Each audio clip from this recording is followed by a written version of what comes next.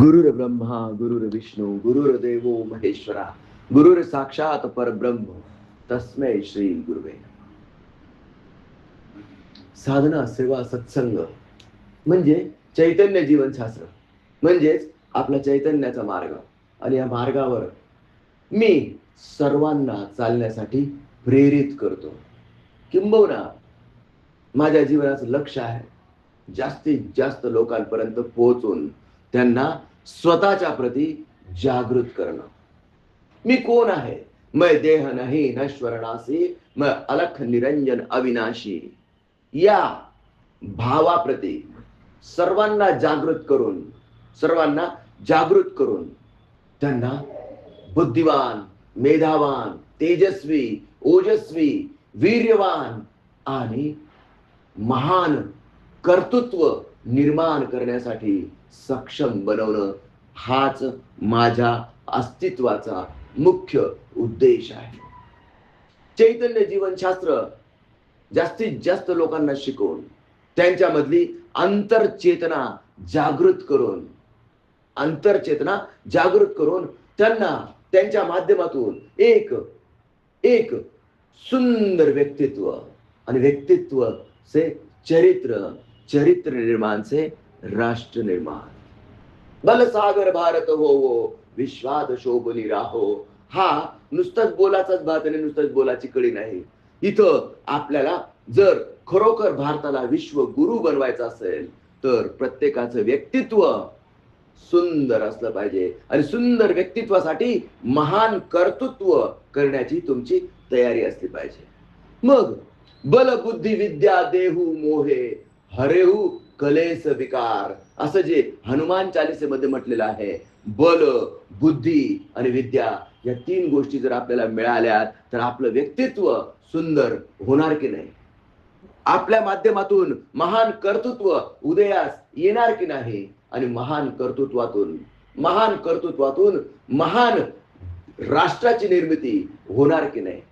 जर मला एक मजबूत भिंत हवी असेल तर त्या भिंतीतली प्रत्येक वीट मजबूत असणं गरजेचं आहे. आणि म्हणून माझा असा संकल्प आहे की मी माझ्या सहवासात येणाऱ्या जास्तीत जास्त लोकांचं व्यक्तित्व सुंदर आणि समृद्ध करून टाकेल. हे माझ्याच्याने शक्य नाहीच आहे, पण करता करविता तो आहे आणि हे करायला त्याने मला प्रेरित केलेलं आहे. मी तुम्हाला प्रेरित करत आहे. ज्योत से ज्योत जगाते चलो, प्रेम की गंगा बहाते चलो. राह में आए जो कोई दीन दुखी, सबको गले से लगाते चलो. पण तीन शक्तिवान होणं गरजेचं आहे. जर तुम्हाला शारीरिक शक्ती वाढवायची असेल तर तुम्हाला जिम मध्ये जावं लागेल. Yes or no?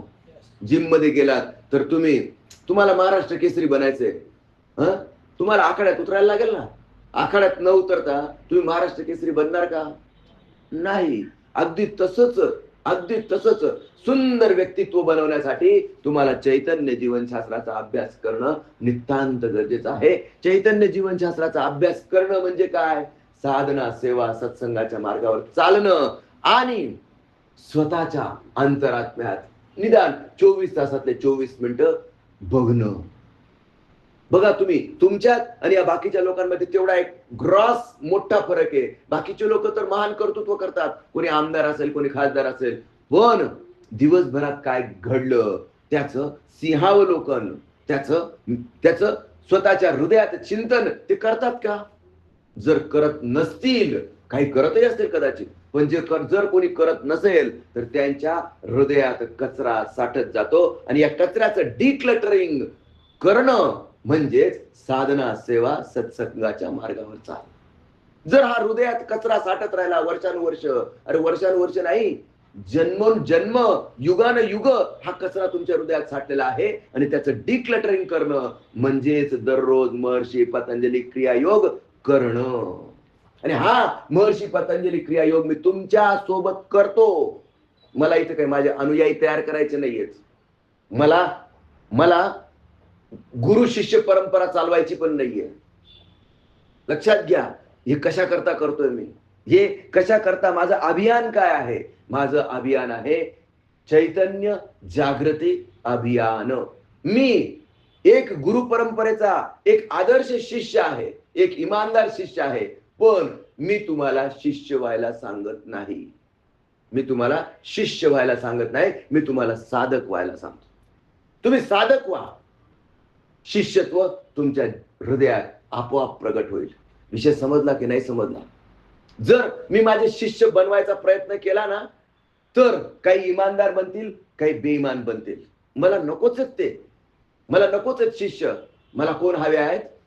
मला हवे आहेत साधक, जे या चैतन्याच्या मार्गावर नीतीने, धर्माने आणि इमानदारीने चालतील आणि स्वतःच्या जीवनाचा मार्ग स्वतःच प्रशस्त करतील. गौतम बुद्धांनी सांगितलेलं आहे, आपो दीप भव. स्वतःचा गुरु तुमच्या स्वतःच्या हृदयातच आहे. तुम्हाला बाहेर इकडे तिकडे शोधायची गरज नाही. हे मी नाही सांगितलेलं, हे गौतम बुद्धांनी सांगितलेलं आहे आणि मी तुम्हाला फक्त त्याची आठवण करून देत आहे. आपो दीप भव. दुसऱ्याच्या प्रकाशावर किती दिवस जगणार? दुसऱ्याच्या प्रकाशाची काय गॅरंटी?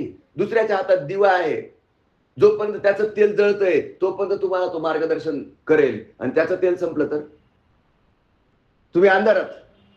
म्हणून मी काय म्हणतो, स्वतःचा दिवा स्वतःच्याच हृदयात पेटवून घ्या. स्वतःचा दिवा स्वतःच्याच हृदयात पेटून घ्या. आपो दीप भव. गौतम बुद्धांचं हे शेवटचं वाक्य आहे आणि म्हणून ते वाक्याची, त्या महावाक्याची मी तुम्हाला फक्त आठवण करून देतोय की स्वतःच जागृत व्हा. आणि जर तुमची इच्छा असेल तर इतरांना जागृत करा. इच्छा असेल तर बरं, त्याच्यातही बळजबरी नाही. जे जे आपणाशी ठावे ते ते इतरांना सांगावे, ज्ञानी करून सोडावे सकळ जन. आणि मला सांगा, बल, बुद्धी, विद्या जर तुम्हाला प्राप्त झाली तर तुमच्या माध्यमातून महान कर्तृत्व उदयास येणार की नाही येणार? 100% येणार. कोणी कसा का असेना. आणि एक लक्षात घेतलं पाहिजे, जर पुरुषार्थ करायचा असेल तर अंगात काय पाहिजे? शक्ती पाहिजे. Yes or no? आणि फक्त शक्ती असून चालतं का? थोडीशी अक्कल पण पाहिजे. नाहीतर कुठे शक्ती वापरायची? अक्कल बडी की भैंस बडी? बरोबर की नाही? कुठे शक्ती वापरायची, कुठे बुद्धी वापरायची, समजलं पाहिजे. शिवाजी महाराजांजवळ काय होतं?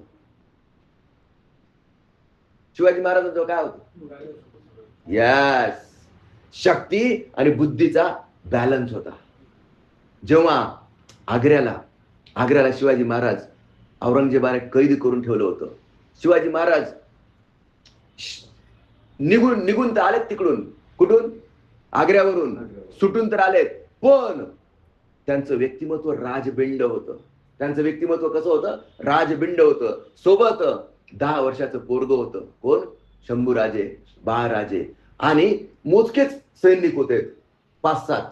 आणि अशा परिस्थितीतून त्यांनी स्वतःच्या आग्र्यावरून सुटका करून घेतली. पण जेव्हा यमुना क्रॉस करायची वेळ आली, यमुना नदी क्रॉस करायची वेळ आली, त्यावेळेस तिथं जास्त नावाडी नव्हते. 1-2च नावाडी असतील. एका नावाड्याला बोलवलं आणि आम्हाला यमुना पार करून दे असं सांगितलं. शिवाजी महाराजांचा प्लॅन काय होता की पटकन आग्र्यावरून दक्षिणेकडे म्हणजे महाराष्ट्रात यायचं. लक्षात घ्या, त्यांना गॅरंटी होती की जसं औरंगजेबाला कळेल काय शिवाजी महाराज निसटले, तसा तो फरमान काढणार, जिंदा या मुर्दा. आणि या 5-6 सैनिकांबरोबर स्वतः संभाजी राजांबरोबर एवढं अंतर पार करणं शक्य नाही. हा विचार त्यांनी कधी केला माहिती का? कधी केला? बोटीत बसायच्या आधी. बोट नाही, होडी होती छोटीशी, यमुना नदी क्रॉस करताना. आणि जेव्हा तिथं उतरलेच, आता राजे होते ते, त्यांनी सोन्याच्या आशरपीस काढल्यात आणि त्या नावाड्याच्या हातात ठेवल्यात. नावाडी लगेच चपापला. त्याच्या डोळ्यामध्ये लगेच, अरे बापरे, हा कोणीतरी श्रीमंत आणि महान व्यक्ती असले पाहिजे हे त्याच्या लक्षात आलं. शिवाजी महाराजांनी हे ओळखलं. पुढे गेलेच, अर्धा-पाऊण तासांनी परत रिटर्न आलेत. दुसरा नावाडी घेतला. आणि जी यमुना नदी आग्र्यावरून दक्षिणेकडे म्हणजे महाराष्ट्रात येण्याकरता क्रॉस केलेली होती, परत रिव्हर्स गेलेत, मथुरेला गेलेत. विषय समजला का तुम्हाला? परत रिव्हर्स गेलेत म्हणजे उत्तरेकडे गेलेत, परत उत्तरेकडे गेलेत. आणि उत्तरेला त्यांनी वेश बदलला म्हणजे एक संन्यासाचा वेश घेतला आणि संभाजीराजांना तिथंच ठेवण्याचा नियोजन केलं. 2 जणांनी एकत्र जाणं इट इज रिस्की. आता जसं औरंगजेबाला कळलं की शिवाजी महाराज हातावर तुरी देऊन निसटलेत, जिंदा या मुर्दा, बरोबर तिथपर्यंत सैनिक येऊन पोहोचलेत आणि त्यांना गॅरंटी होती की शिवाजी महाराज जर पळाले असतील तर ते महाराष्ट्राकडेच पळाले असतील. आणि म्हणून सगळं सैन्य महाराष्ट्राकडे जमा झालं, म्हणजे महाराष्ट्राच्या दिशेने धावलं. बरोबर त्या नावाड्याला पकडलं, नावाड्याला विचारलं, नावाड्याने सांगितलं काय, इकडेच गेलेले आहेत. विषय लक्षात आला की नाही? पण शिवाजी महाराजांनी अर्धा तासाने दुसऱ्या होडीने रिटर्न येऊन मथुरेकडे उत्तरेकडे गेलेले होते. विषय समजून घ्या. अकल बडी की भैंस बडी. जर इथं शक्तीचा उपयोग केला असता तर शिवाजी महाराज इथपर्यंत पुन्हा महाराष्ट्रापर्यंत येऊन पोहोचू शकले नसते. आणि त्यांनी सगळ्यात महत्वाचं त्यांची आयडेंटिटी होती की 2 लोक आहेत, एक साधारण 45 वर्षाचा वयाचा आहे आणि एक 10 वर्षाचं पोरग आहे. लक्षात आलं की नाही? ही त्यांची आयडेंटिटी होती. कोणीही सैनिकाने पहिल्यांदा विचारलं असतं की असे 2 दिसलेत का रे कुठे, त्यांनी पहिले ती जोडी फोडून टाकली. शंभू राजांना तिथंच ठेवलं आणि एकटेच आलेत म्हणून सुखरूप येऊन पोहोचलेत दोघंच्या दोघं. याला म्हणतात बुद्धी. आणि ही शक्ती आहे. ही शक्ती असल्याशिवाय महान कर्तृत्व उदयास येऊ शकत नाही. नीट समजून घेतलं पाहिजे. तुम्हाला वाटतं का की तुमची बुद्धी वाढावी, ही शक्ती तुम्हाला प्राप्त व्हावी असं तुम्हाला वाटतं का? हो, याचं टेक्निक मी आज तुम्हाला सांगणार आहे. बुद्धी कशी वाढवायची. आणि मी असं म्हणेल, तुम्ही रोज महर्षी पतंजली क्रियायोग करत आहात, तुमची तर वाढणारच आहे.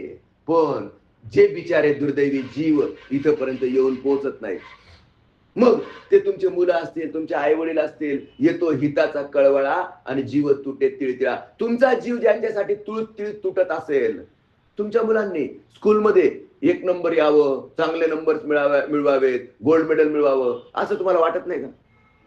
वाटतं की नाही? वाटलंच पाहिजे. मग ही शक्ती त्यांची वाढली पाहिजे. मग कोणती शक्ती वाढवेल? जर शारीरिक शक्ती वाढवायची असेल तर तुम्ही जिम मध्ये त्यांना पाठवा. पण जर बुद्धी वाढवायची असेल तर या 3 शक्तींना आपण नीट समजून घेतलं पाहिजे. बुद्धी काय आहे, मेधा काय आहे आणि स्मृती काय आहे. 3 शक्ती आहेत या. तुम्ही म्हणणार सर हे तर आम्हाला समानार्थी शब्द वाटतायत. हे समानार्थी शब्द नाहीत बरं. स्मृती म्हणजे मेमरी म्हणजे काय? जुन्या गोष्टी लक्षात ठेवणं. लक्षात येते? जुन्या गोष्टी लक्षात ठेवणं. अक्षयला 5 दिवसापूर्वी काय खाल्लं होतं आठवतंय का तुला? बरोबर, मला आठवतंय. 5 दिवसापूर्वी, आजपासून 5 दिवसापूर्वी सकाळी मी काय खाल्लं होतं? सकाळी मी काजू बदाम खाऊन नाश्ता केला होता. मला सांगा कसं काय उत्तर दिलं? वर्मा सर, शाबास, व्हेरी गुड. याला म्हणतात बुद्धी. 5 दिवसापूर्वी मी सकाळी काय खाल्लं होतं? काजू बदाम खाल्ले होते. का? कारण मी रोज खातो. विषय लक्षात आला तुमच्या? स्मृती म्हणजे मागच्या गोष्टी मेमोराइज करून ठेवणं. Got it? तुला वाईट वाटू दे नको, कारण 5 दिवसापूर्वी मी काय खाल्लं होतं मला पण नाही आठवणार. पण 2 वर्षापूर्वी आपण विखाऱ्या डोंगरावर गेलो होतो, हे तुला कसं काय आठवतं रे? त्या शक्तीमुळे. ती शक्ती कोणती शक्ती? स्मृती, मेमरी ना. मग आता मला सांग, 5 दिवसापूर्वी तुला काय खाल्लं होतं हे तुला आठवत नाही, पण 2 वर्षापूर्वी तू विखाऱ्या डोंगरावर काय मज्जा केली होती हे का बरं आठवतं? दिस इज माय क्वेश्चन. प्रश्न कळला तुम्हाला? एनीबडी? व्यंकटेश, तुला काय वाटतं? प्रश्न नक्की कळला ना? 5 दिवसापूर्वी यांनी काय खाल्लं होतं ते आठवत नाहीये, पण 2 वर्षापूर्वी विखाऱ्या डोंगरवर जाऊन काय मज्जा केली होती ते सगळं आठवत आहे. कारण काय? एक क्षण आपण मनापासून जगलेलो असतो म्हणून. शाबास, व्हेरी गुड, व्हेरी गुड. मग याचा अर्थ काय झाला की मनापासून हा खात नाही. Yes or no?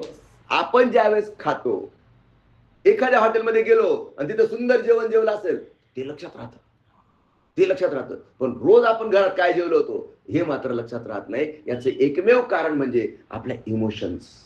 म्हणजे तुम्हाला लक्षात आलं का की महत्वाचं काय? इमोशन्स. तुमचा भाव. भाव बळे आकळे, येरवी ना कळे. तर तुमची मेमरी जर स्ट्रॉंग करायची असेल तर तुमची तुमची काय वाढली पाहिजे? त्या इन्सिडेंट बद्दल तुमचं इमोशन्स अटॅच झाल्या पाहिजेत. जर त्या इन्सिडेंटच्या सोबत तुमच्या इमोशन्स अटॅच असतील तर तुम्हाला 5 वर्ष नाही, 1 वर्ष नाही, मागच्या जन्माचं पण आठवू शकतं. मागच्या जन्माचं पण आठवू शकतं, प्रोव्हाइडेड तुम्ही त्या इन्सिडेंटच्या सोबत तुमच्या इमोशन्स अटॅच असल्या पाहिजे. आणि हा एक वरदान आहे बरं का आपल्याला. तुम्ही लक्षात घ्या, सगळंच्या सगळं जर तुमच्या लक्षात राहिलं असतं तर तुमची मेमरी फुलून गेली असती, डिलीटच झालं नसतं. मेमरी फुल झाल्यानंतर जसं एक करप्ट होऊन जातं, नवीन काही ऍड होत नाही, तसं होऊन गेलं असतं. आणि म्हणून ते वरदान आहे की जे नको असलेल्या गोष्टी, जे ना नको असलेल्या फाईल्स आपली आपली मेमरी ऑटोमॅटिक उडवून टाकते. Yes or no? ज्या महत्वाच्या फाईल्स आहेत त्याबरोबर मेमरीत राहतात. मग महत्वाच्या फाईल्स कोणत्या झाल्यात? जिथं आपल्या इमोशन्स अटॅच आहेत. Got it? This is memory. This is memory. What is Medha? Medha काय? मेधा म्हणजे एखादी नवीन गोष्ट शिकून घ्यायची. मी एखादं ऑपरेशन कसं करायचं, कोणते नियम पाळायचे, ज्ञान आहे मला, पण ते मी शिकून घेतलं. इंट्युबेशन कसं करायचं ही प्रोसिजर मी शिकून घेतली. संतोष सरांनी त्यांच्या कंपनीत गेले, कंपनीत काहीतरी नवीन मशीन आलं, त्या नवीन मशीनची टेक्निक समजून घेतलं, ते कसं ऑपरेट करायचं ते समजून घेतलं, लक्षात ठेवलं. म्हणजे एखादी गोष्ट, नवीन गोष्ट समजून घेण्याची कॅपॅसिटी. समजा वर्मा सरांना एखादं नवीन सॉफ्टवेअर लॉन्च झालं की जे तुमच्या कामात इझिली तुमचं काम करतं, पण ते सॉफ्टवेअर समजून घ्यावं लागेल की नाही तुम्हाला? Yes or no? ते नंतर तुम्ही तुमच्या बिझनेसमध्ये अप्लाय करणार आहेत, तर हे सॉफ्टवेअर समजून घेण्यासाठी तुम्हाला काय लागते? आकलन शक्ती. काय लागते? आकलन शक्ती. स्मृती म्हणजे मेमरी तुम्हाला कळली, आणि दुसरी आकलन शक्ती म्हणजे नवीन गोष्ट, नवीन आहे तुमच्यासाठी, पहिल्यांदाच कळलेली आहे, आणि ती समजून घेण्यासाठी एक शक्ती लागते. त्या शक्तीला म्हणायचं आकलन शक्ती. मग आता वर्मा सरांनी काय समजून घेतलं ते समजून घेतलं. आता व्यंकटेशने बंदूक कशी चालवायची शिकून घेतलं, बॉम्ब कसा बनवायचा शिकून घेतलं. हे आता हा बॉम्ब किंवा बंदूक याचा वापर तो कशासाठी करणार आहे? कशासाठी करणार आहे? लोकांवर राज्य करण्यासाठी. कारण राज्य करायची इच्छा आहे त्याला. Yes or no?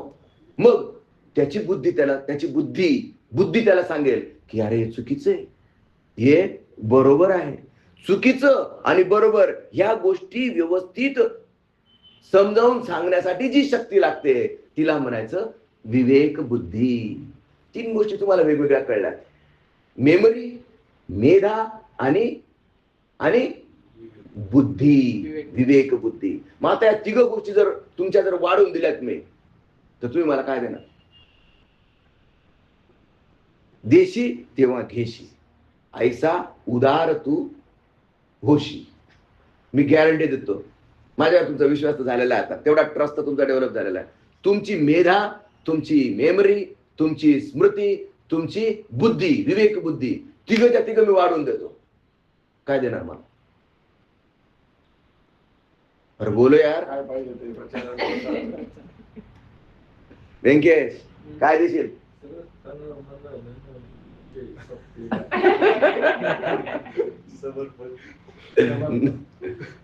मला याच्यापैकी काहीही नको, मला फक्त पाहिजे ऑनेस्टी. येस येस स्वतःच.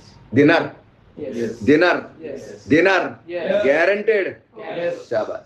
मग एक क्रिया आहे, ह्या क्रियेने आपण आपली बुद्धी, आपली मेमरी, आपली मेधा वाढवू शकतो.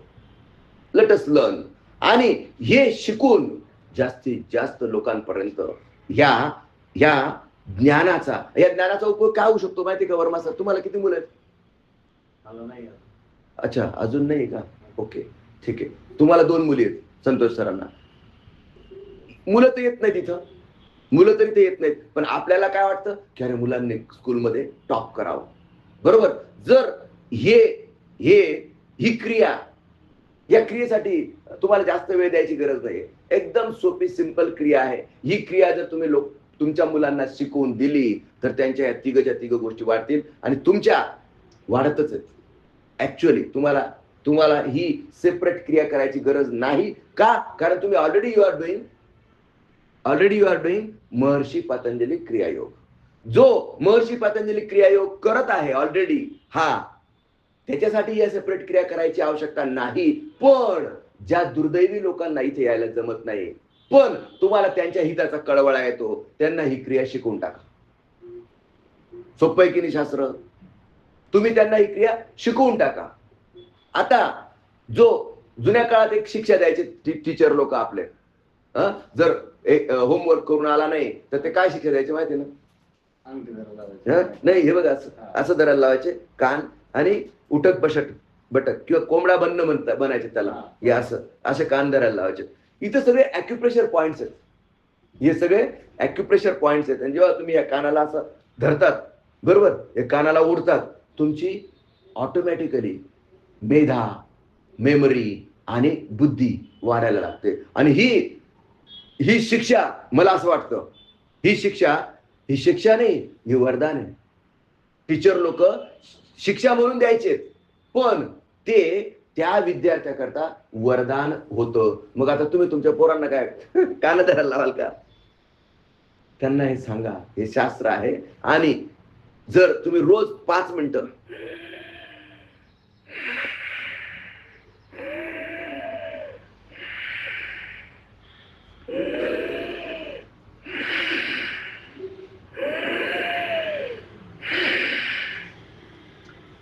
श्वास अशा पद्धतीने घ्यायला सांगणं, किती वेळ लागेल पोरांना असं करायला? काय नाही, स्ट्रेट बस बाबा, बरोबर, असे कान धर, जाऊ द्या, असं जमत नसेल तर असं कर, चल असं केलं तरी चालेल, ह्या असंच केलं पाहिजे असं काही नाही, असं कर. सगळ्या कानाचे जे हे आहेत ना आपले प्रेशर पॉइंट्स, ते सगळे स्टिम्युलेट करून टाकलेत. आणि विशेषतः हे खालची पाळी ना, ही अशी, आणि श्वासावर लक्ष.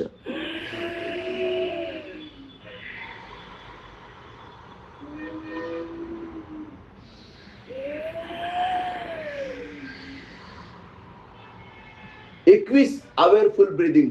अवघड आहे का काही? अवघड आहे? Very simple.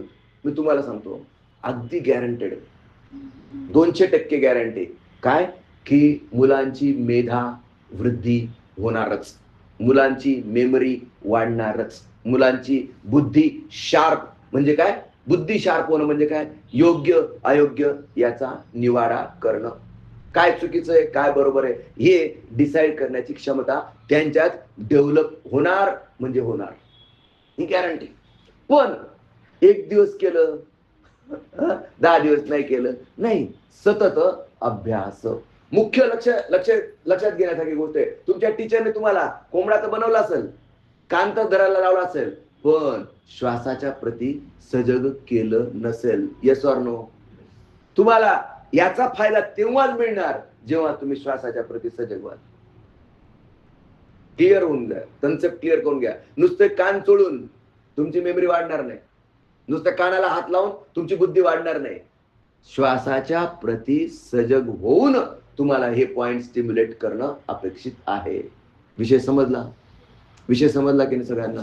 या ज्ञानाचा प्रचार आणि प्रसार व्हावा, जास्तीत जास्त मुलांपर्यंत हे ज्ञान पोहोचावं. व्यंकटेशने स्कूलमध्ये जाऊन याचे सेमिनार्स घ्यावेत, स्कूलमध्ये जाऊन सेमिनार्स घ्यावेत आणि मुलांची मेधा, मुलांची मेमरी वाढवून देण्याची गॅरंटी मी देतो. अरे बनव ना, लोकांना सांग ना, हे लोकांना सांग ना.